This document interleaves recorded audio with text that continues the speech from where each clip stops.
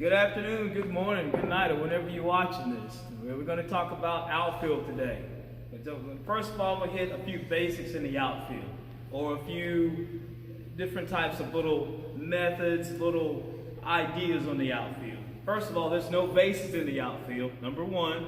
So whenever you catch the ball, get the ball back into the infield. That's a big one, okay? And I'll come back to all these after I hit the points. We're going to catch the ball at the highest point. We'll talk about that. We'll also talk about a few other things like outfield, just an idea, you're the last line of defense, okay? Number one, hey guys, very important position in the outfield. Some of the highest paid baseball players are in the outfield. Mike Trout, highest paid guy in the game. A few other things you want to make sure when you throw the ball, you want to get on top, and we'll come back and talk about that. Hitting the cutoff man, we'll talk about that. Running with the glove tuck, we'll talk about why we do that. Outfield priority, we'll discuss that a little bit. All right, and moving on pitches. Okay, first of all, there's no bases in the outfield. Okay, talked about it earlier, but when you catch it, get rid of it. All right? In any baseball position, we should always know what we're going to do with the ball when we get it. Okay? Those guys are trying to get to those bases, so we want to make sure that we get the ball back in the infield. We never want to catch a ball and be trying to stare a guy down or anything like that. Okay? Don't hold the baseball in the outfield. Get it to your cutoff man. All right? Last line of defense. Okay? If that ball gets by you just a little bit in the infield and it's a couple steps back in the infield, that guy's not going to advance another base. All right? But if you misplay a ball in the outfield and the ball bounces behind you 2 feet, well, unfortunately, that's probably another whole base for that base runner that's coming out of the box. And we want to keep guys to the base that they earned, not the one that we gave them. Okay? Now, catching the ball at the highest point. That's extremely important because I've seen so many guys that will get to a ball and catch it like this. Well, what happens when you catch a baseball like this? It goes past your eyes into a blind spot. So if you have the opportunity to get underneath the baseball, make sure that you do it.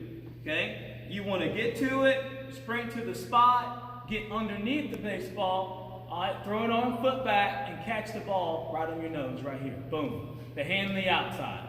Throwing foot back because I can get this throwing foot going again so I can go ahead and get rid of the baseball. All right? Call for the ball at the highest point. That's extremely important for several reasons. I'll hit a couple. You want to make sure that ball is called. You don't want to call it too soon because the ball may end up doing something or going somewhere that you didn't think you'd probably get to. Okay? You want to make sure that you call it its highest point. So I've got the best position, it's in the farthest distance up, and everybody knows exactly who's going to catch the baseball, who's going to take command and responsibility for that play. You don't want to call it on its descent because then it's a scramble as the ball's on its way down. All right, and communication is a big key. Throwing with your fingers on top of the baseball. Okay? If you throw with a baseball and your fingers are on the side of the baseball, that ball is going to travel a long distance and it's going to end up curving. All right? Those balls are very difficult. So when we throw this baseball and it curves one way or the other, that's not a good throw to my cutoff man. I want to get on top of the baseball, throw through the baseball, so I got a nice true throw going to my cutoff man. Hit the cutoff man, please. Okay? Hit the cutoff man. When we hit this cutoff man, we want to hit the cutoff man on his glove side. All right, so he can just catch the baseball and throw this way. We don't want to throw it away from him to where he has to turn around and go that way because that's more steps he's going to have to take, and during that time, that's more steps that my runner is going to be taking. Run with the glove tucked. All right, we want to when the ball's hit and we take off, we want to run just like this.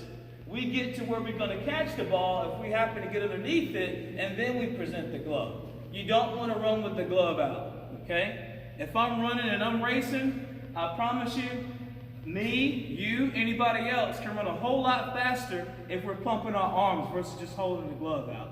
Outfield has priority over the infield. Here, I like to teach, in the outfield, I like to teach, I got it. I got it, I got it, I got it. In the infield, we say mine, mine, and mine. So as an infielder, if I'm going back and I hear the words, I got it, I get out of the way. Okay? All right? Last thing I'm going to hit you guys with is moving on pitches, staying in.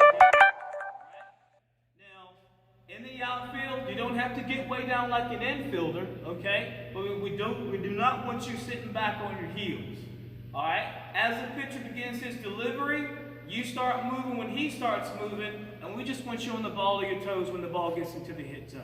Okay? That's all I have for you today. Thanks a bunch. Again, Starsky Norman, NSA, Coach Pitch to College.